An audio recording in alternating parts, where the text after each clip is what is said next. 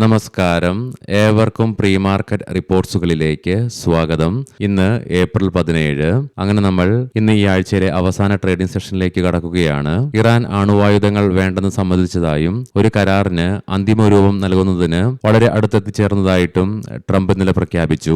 യുഎസിന്റെ മധ്യസ്ഥതയിൽ വാഷിംഗ്ടണിൽ വെച്ച് ഇസ്രായേലും ലബനോനും തമ്മിൽ നടത്തിയ വെടിനിർത്തൽ ചർച്ചകൾ വിജയകരമായി തന്നെ പൂർത്തിയാക്കുകയും ചെയ്തു. തൽഫലമായി ഇന്നലെ വൈകുന്നേരം ഇന്ത്യൻ സമയം 5 മണിയോടുകൂടി ലബനോനും ഇസ്രായേലും തമ്മിലുള്ള വെടിനിർത്തൽ കരാർ 10 ദിവസത്തേക്ക് നിലവിൽ വരികയും ചെയ്തു. മാത്രമല്ല, യുഎസ് പ്രസിഡന്റ് ട്രംപിന്റെ ഭാഗത്ത് നിന്നും ഈ വെടിനിർത്തൽ കരാർ പിന്നെയും നീളുമെന്നുള്ള സൂചനകളും നൽകുകയും ചെയ്തു. അതുകൊണ്ട് തന്നെ ഈ വീക്കെൻഡില് യുഎസും ഇറാനും തമ്മിലുള്ള ചർച്ചകൾ വീണ്ടും പുനരാരംഭിക്കുമെന്നുള്ള സൂചനകളും ട്രംപ് നൽകുകയും ചെയ്തു. ഇത്രയും ദിവസം ഈ ചർച്ചകൾ നീണ്ടുപോകാനുള്ള പ്രധാന കാരണം ലബനോനും ഇസ്രായേലുമായിട്ടുള്ള പ്രശ്നങ്ങൾ തന്നെയായിരുന്നു. താൽക്കാലികമായിട്ട് അതിനൊരു വിരാമം വന്നതുകൊണ്ട് തന്നെ നാളെയും മറ്റന്നാളുമായിട്ടുള്ള ഈ വീക്കെൻഡില് ഒരുപക്ഷെ വെസ്റ്റ് ഏഷ്യൻ പ്രശ്നങ്ങളുമായി ബന്ധപ്പെട്ടുള്ള പ്രശ്നങ്ങൾക്ക് ഒരു പരിഹാരമാവുകയും ചെയ്യും. വരുന്ന പുതിയ റിപ്പോർട്ടുകൾ പ്രകാരം പൊതുമേഖലയിലുള്ള ഓയിൽ റിഫൈനറീസ് കമ്പനികളോട് സ്പോട്ട് ഡോളർ വാങ്ങലുകൾ നിയന്ത്രിക്കുവാനും അവരുടെ വിദേശ നാണ്യ ആവശ്യങ്ങൾ പ്രത്യേക ക്രെഡിറ്റ് ലൈൻ ഉപയോഗിക്കുവാനായിട്ടും ഇന്ത്യൻ സെൻട്രൽ ബാങ്ക് കമ്പനികളോട് ആവശ്യപ്പെടുകയും ചെയ്തു. ഇനി ഇന്നത്തെ നമ്മുടെ മാർക്കറ്റിലേക്ക് സ്പെസിഫിക് ആയിട്ട് വന്നു കഴിയുമ്പോൾ അനലിസ്റ്റുകളുടെയും എക്സ്പേർട്ടുകളുടെ അഭിപ്രായങ്ങൾ പ്രകാരം നിഫ്റ്റിയെ സംബന്ധിച്ചിടത്തോളം ഇന്നലത്തെ പോലെ തന്നെ ഇന്നും 24,100, 24,000 എന്ന ഈ ലെവലുകൾ ഇമ്മീഡിയറ്റ് സപ്പോർട്ട് ആണെങ്കിലും ഈ രണ്ട് ലെവലുകളും നിഫ്റ്റിക്ക് ബ്രേക്ക് ചെയ്യേണ്ടതായിട്ട് വന്നു കഴിഞ്ഞാൽ തുടർന്ന് ഡൗൺ സൈഡിലേക്ക് 23,700 എന്ന ലെവൽ ക്രൂഷ്യലുമാണ്. കാരണം ഈ ലെവലിലായിട്ടാണ് നിഫ്റ്റിയുടെ ഷോർട്ട് ടൈം മൂവിംഗ് ആവറേജ് ആയ 20-day EMA നിലകൊള്ളുന്നതും. എന്നാൽ അതേസമയം അപ്പർ സൈഡിലേക്ക് ഇന്നും നിഫ്റ്റിക്ക് 24,400 എന്ന ലെവലിൽ ഒരു പക്ഷേ ശക്തമായ റെസിസ്റ്റൻസ് നേരിട്ടേക്കാം ഇന്നലത്തെ പോലെ തന്നെ. ആയതിനാൽ തന്നെ ഈ ലെവൽ ഇന്ന് നിഫ്റ്റിക്ക് അതിശക്തമായി മറികടക്കുവാൻ സാധിക്കുകയാണെങ്കിൽ തുടർന്ന് 24,700, 24,800 എന്നീ ലെവലുകളിലേക്കുള്ള നിഫ്റ്റിയുടെ പ്രയാണം തള്ളിക്കളയാനാവുകയുമില്ല. പ്രത്യേകം ശ്രദ്ധിക്കുക, ഇത് ട്രേഡ് റെക്കമെൻഡേഷൻ അല്ല, അനലിസ്റ്റുകളുടെയും എക്സ്പേർട്ടുകളുടെ അഭിപ്രായങ്ങൾ മാത്രമാണ്. എഡ്യൂക്കേഷൻ പേർപ്പസിനു വേണ്ടിയിട്ടാണ് ഈ ലെവലുകൾ വിശദീകരിക്കുകയും ചെയ്തത്. ഇനി നമുക്ക് നാളെ മറ്റന്നാളും നീണ്ട അവധികളാണ് നിലനിൽക്കുന്നതും. മാത്രമല്ല, വെസ്റ്റ് ഏഷ്യയുമായി ബന്ധപ്പെട്ടുള്ള സമാധാന ചർച്ചകളുടെ പുനരാരംഭം വെയിറ്റ് ചെയ്തിരിക്കുന്ന ഒരു അവസ്ഥയായതിനാൽ തന്നെ എസ്പെഷ്യലി ഓപ്ഷൻ ട്രേഡേഴ്സ് ഒക്കെ പൊസിഷൻസ് ക്യാരി ഫോർവേഡ് ചെയ്യുന്നവർ 2 പ്രാവശ്യം ചിന്തിച്ചിട്ട് ചെയ്യുക. Jio financial services, Bajaj consumer care, Aditya Birla money, Mastek, ബ്ലൂ ബെൻസ് India, Eco Hotels and Resorts, Hathway cable and Datacom, Info Media Press തുടങ്ങിയ കമ്പനികൾ അവയുടെ ക്വാർട്ടർ 4 ഏർണിംഗ്സുകൾ ഇന്ന് പ്രസിദ്ധീകരിക്കും. ഇന്നലെ ഇന്ത്യൻ മാർക്കറ്റില് ഗ്യാപ്പ് അപ്പ് ഓപ്പണിംഗിനു ശേഷം ഇടിവ് രേഖപ്പെടുത്തിക്കൊണ്ട് മാർക്കറ്റ് കൺസോളിഡേറ്റ് ചെയ്യുന്ന കാഴ്ചയാണ് കാണുവാൻ സാധിച്ചത്. എങ്കിലും വിദേശ ധനകാര്യ സ്ഥാപനങ്ങൾ തുടർച്ചയായി ഇന്നലെ രണ്ടാമത്തെ ട്രേഡിംഗ് സെഷനിലും നേരിയ എമൗണ്ടിനാണെങ്കിൽ കൂടിയിട്ടും 382.36 കോടി രൂപയ്ക്ക് ഇന്ത്യൻ ക്യാഷ് മാർക്കറ്റില് ബൈങ് തുടരുന്ന കാഴ്ചയാണ് കാണുവാനായിട്ട് സാധിക്കുക. അതേസമയം ആഭ്യന്തര ധനകാര്യ സ്ഥാപനങ്ങൾ 3,427.75 കോടി രൂപയ്ക്ക് സെല്ലിംഗും തുടർന്നു. ലീഡിംഗ് ആയ ADR സ്റ്റോക്സിൽ ആക്സിസ് ബാങ്ക് ADRന് ഫ്ലാറ്റ് ആയിട്ടും HDFC ബാങ്ക് ADRന് 2.25% ICIC ബാങ്ക് ADRന് 0.5%, വിപ്രോ ADRന് 4.25% നഷ്ടത്തോടുകൂടി വ്യാപാരം അവസാനിപ്പിക്കേണ്ടി വന്നപ്പോൾ ഡോക്ടർ റെഡ്ഡീസ് ലാബിന് 1% ഇൻഫോസിസ് ADRന് 0.5% നേട്ടത്തോടുകൂടിയും വ്യാപാരം അവസാനിപ്പിക്കുവാനുമായി ഗ്ലോബൽ മാർക്കറ്റുകൾ പരിശോധിക്കാം. ഇന്നലെ യുഎസ് മാർക്കറ്റില് യുഎസ് ഇറാൻ ചർച്ചകൾ പുനരാരംഭിക്കുമെന്നുള്ള പ്രതീക്ഷയെ തുടർന്നു. കൂടാതെ US bank earnings American consumers healthy ആയിട്ട് തന്നെ തുടരുന്നുവെന്നുള്ള സൂചനകൾ പ്രകടിപ്പിച്ചതിനെ തുടർന്ന് S&P 500നും നാസ്ഡാക്കിനും ഫ്രഷ് റെക്കോർഡ് ഹൈകൾ ഇന്നലെ ക്രിയേറ്റ് ചെയ്യുവാനും സാധിച്ചു. തൽഫലമായി S&P 500ന് 0.5%, നാസ്ഡാക്കിന് 0.5%-ലേറെയും നേട്ടത്തോടുകൂടി വ്യാപാരം അവസാനിപ്പിക്കുവാനും സാധിച്ചു. കൂടാതെ യുഎസിലെ ഡോ ജോൺസ് ഫ്യൂച്ചറും 200 പോയിന്റുകളുടെ നേട്ടത്തിലാണ് വ്യാപാരം നടത്തിക്കൊണ്ടിരിക്കുന്നതും. യൂറോപ്യൻ മാർക്കറ്റ്സിൽ UK മാർക്കറ്റിനും ജർമ്മൻ മാർക്കറ്റിനും 0.5%-ലേറെ നേട്ടത്തോടുകൂടി വ്യാപാരം അവസാനിപ്പിക്കുവാനായപ്പോൾ ഫ്രാൻസ് മാർക്കറ്റിന് നേരിയ നഷ്ടത്തോടുകൂടിയും വ്യാപാരം അവസാനിപ്പിക്കേണ്ടതായിട്ടും വന്നു. ഇന്ന് വെളുപ്പിനെ 2:45 വ്യാപാരം അവസാനിപ്പിച്ച ഗിഫ്റ്റ് നിഫ്റ്റിയിലും 47 പോയിന്റുകളുടെ ഉയർച്ചയാണ് റിഫ്ലക്ട് ആകുന്നതും.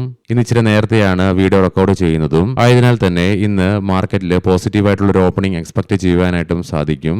ഏഷ്യൻ മാർക്കറ്റ്സിൽ ജപ്പാൻ മാർക്കറ്റ് 2.25% നേട്ടത്തോടുകൂടി തന്നെ ഇന്ന് വ്യാപാരം ആരംഭിച്ചിട്ടുമുണ്ട്. കൊമോഡിറ്റിയിൽ ബ്രെന്റ് ക്രൂഡിന്റെ വിലയിൽ 3.25%, ക്രൂഡ് ഓയിലിന്റെ വിലയിൽ 2%-ലേറെയും ഉയർച്ചയാണ് അനുഭവപ്പെടുന്നത്.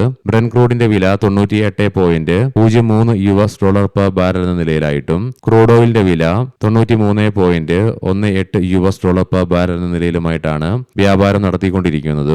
ഗോൾഡിന്റെ വില $4796.19 പെർ ഔൺസ് എന്ന നിലയിലായിട്ടാണ് വ്യാപാരം നടത്തിക്കൊണ്ടിരിക്കുന്നത്. ഇനി നമുക്ക് നിഫ്റ്റിയുടെയും ബാങ്ക് നിഫ്റ്റിയുടെയും ടെക്നിക്സുകൾ പരിശോധിക്കാം. ഇന്നലെ ഉണ്ടായ ഇടിവിനെ തുടർന്ന് നിഫ്റ്റിയുടെ PCR 0.87 എന്ന നിലയിലേക്ക് എത്തിച്ചേർന്നപ്പോൾ മാക്സ് പെയിൻ 24,200 എന്ന ലെവലിലേക്കും എത്തിച്ചേർന്നു. ഇന്നലെ നിഫ്റ്റിക്ക് അതിന്റെ മിഡ് ഡേ മൂവിംഗ് ആവറേജിലുള്ള ഗ്രിപ്പ് നഷ്ടപ്പെടുകയും ചെയ്തു. എങ്കിലും ഷോർട്ട് ടൈം മൂവിംഗ് ആവറേജുകളുടെ മുകളിലായിട്ട് വ്യാപാരം അവസാനിപ്പിച്ച് നിലകൊള്ളുവാനുമായി RSIയിലും നേരിയ ഇടിവ് രേഖപ്പെടുത്തിയെങ്കിൽ കൂടിയിട്ടും 55.40 എന്ന ലെവലിലായിട്ട് നിലകൊള്ളുവാനുമായി വീക്കിലി ഓപ്ഷൻസ് ഡാറ്റ പ്രകാരം 24,800 എന്ന സ്ട്രൈക്കിലാണ് കോൾ സൈഡിലേക്ക് ഏറ്റവും കൂടുതൽ ഓപ്പൺ ഇൻട്രസ്റ്റ് കാണുവാൻ സാധിക്കുന്നത്. അതേ സ്ട്രൈക്കിൽ തന്നെയാണ് ഏറ്റവും കൂടുതൽ കോൾ റൈറ്റിംഗും നിലവിൽ കാണുന്നത്. 23,500 എന്ന സ്ട്രൈക്കിലാണ് പുട്ട് സൈഡിലേക്ക് ഏറ്റവും കൂടുതൽ ഓപ്പൺ ഇൻട്രസ്റ്റ് കാണുവാനായിട്ട് സാധിക്കുക. അതേ സ്ട്രൈക്കിൽ തന്നെയാണ് ഏറ്റവും കൂടുതൽ പുട്ട് റൈറ്റിംഗും നിലവിൽ കാണുന്നത്. ബാങ്ക് നിഫ്റ്റിയുടെ PCR 0.88 എന്ന നിലയിലും മാക്സ് പെയിൻ 55,500 എന്ന ലെവലിലുമായിട്ട് തന്നെ തുടരുന്നു.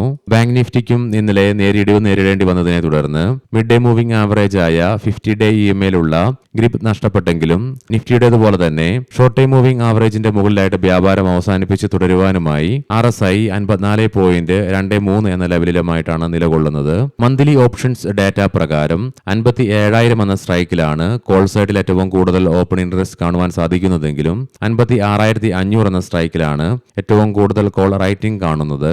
എന്നാൽ അതേസമയം 55,000 എന്ന സ്ട്രൈക്കിലാണ് പുട്ട് സൈഡിലേക്ക് ഏറ്റവും കൂടുതൽ ഓപ്പൺ ഇൻട്രസ്റ്റ് കാണുവാൻ സാധിക്കുന്നതെങ്കിലും 56,600 എന്ന സ്ട്രൈക്കിലാണ് ഏറ്റവും കൂടുതൽ പുട്ട് റൈറ്റിംഗും നിലവിൽ കാണുന്നത്. ഇനി നമുക്ക് ഇന്നത്തെ പ്രധാനപ്പെട്ട ചില സ്റ്റോക്കിംഗ് ന്യൂസുകൾ പരിശോധിക്കാം. മുൻകൂട്ടി ഓർമ്മിപ്പിച്ചുകൊള്ളട്ടെ, ഇത് ഒരു ബൈ ഓർ സെൽ റെക്കമെൻഡേഷൻ അല്ല. വിപ്രോ പറയാൻ പോകുന്ന റിസൾട്ടുകളൊക്കെ quarter consolidated year on year ബേസിസിലാണ്. കമ്പനിയുടെ പ്രോഫിറ്റില് 1.9% ഇടിവ് രേഖപ്പെടുത്തിയപ്പോൾ റവന്യൂവില് 7.7% വളർച്ചയും രേഖപ്പെടുത്തി. IT സർവീസസിന്റെ റവന്യൂവിലും 7% വളർച്ചയും രേഖപ്പെടുത്തി. ഓഹരി ഒന്നിന് 250 രൂപ നിരക്കിൽ ടെൻഡർ ഓഫർ വഴി 15,000 കോടി രൂപ വരെയുള്ള 60 കോടി ഷെയറുകളുടെ ബൈബാക്കിനുള്ള അംഗീകാരം ബോർഡ് നൽകുകയും ചെയ്തു.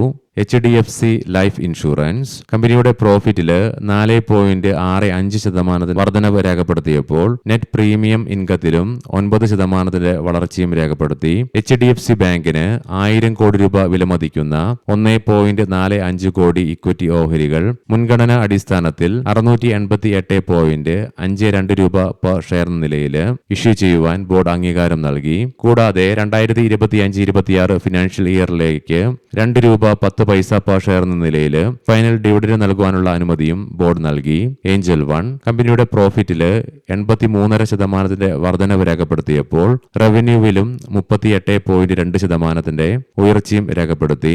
ഇതിനു പുറമെ നോൺ കൺവേർട്ടബിൾ ഡിബഞ്ചറുകൾ വഴി 1,500 കോടി രൂപ വരെ ഫണ്ട് സമാഹരിക്കുന്നതിന് ബോർഡ് അംഗീകാരം നൽകുകയും ചെയ്തു.